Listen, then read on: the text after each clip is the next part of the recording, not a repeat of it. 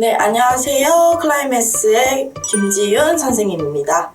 자, 자신감이 필요할 때는 저 김지윤 선생님한테 와주면 되겠어요. 자, 왜 자신감 얘기를 하냐면 이번 수능 필수 과목으로 확률과 통계가 들어가게 됐어요. 이번 예비 고1 학생들을 대상으로. 자, 근데 원래 확률과 통계를 생각하지 않았던 이과 학생들, 그리고 확률과 통계를 선택하지 않으려고 했지만 이제는 학교에서도 필수적으로 수강해야 되는 과목으로 바뀌었는데요.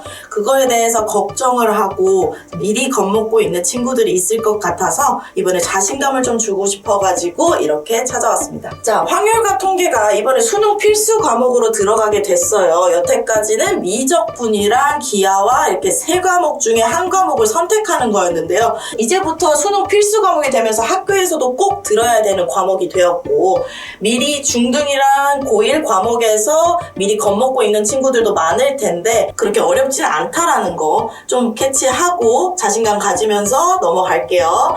자, 그리고 고1에 편제되어 있는 학교, 고2에 편제되어 있는 학교, 고3에 편제되어 있는 학교들이 있는데, 이제 고1에 편제되어 있는 학교는 어떤 장점이 있을까요?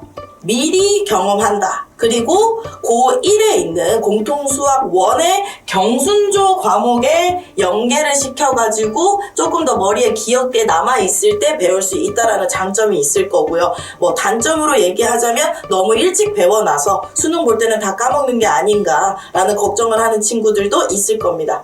그리고 고2에 편제되어 있는 학교들이 대다수인데요. 그럼 고2에 편제되어 있으면은 이제 고1 때 배웠고, 그 다음에 수능은 고3 때 볼 거고, 그러니까 시기적으로 적당한 위치에 있다라고 볼 수 있겠고요.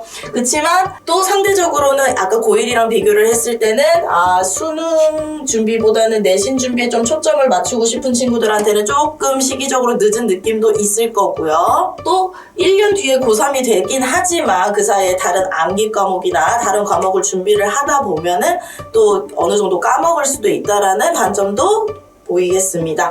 그 다음에 고3 때 편제가 되는 경우에는 바로 이제 수능을 볼 거라 머릿속에 제일 많이 남아있을 거라고 생각이 들기도 하고요. 시기적으로 이땐 절대평가 과목도 많고 내신을 딸 때도 조금 시간적인 여유가 생길 수도 있다는 것 때문에 좋게 볼 수도 있지만, 또 이미 고3이 된 와중에 너무 힘들죠. 심리적으로 힘든 와중에 수능 필수 과목을 준비해야 된다는 게 조금 부담이 될 수도 있을 것 같습니다.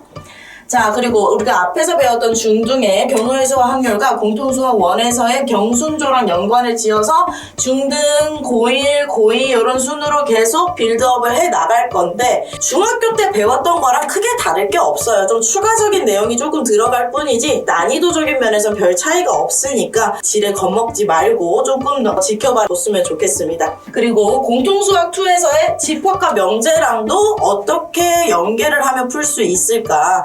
우리가 너무 일상적인 수학 문제에서도 확통을 깔아놓고 풀 수 있다라는 거, 그 부분에 대해서 너무 확통을 거리감 있는 과목이나 내가 어려워하는 과목이거나 내가 싫어하는 과목이라고 판단 짓지 말고 조금만 더 힘내줬으면 좋겠습니다.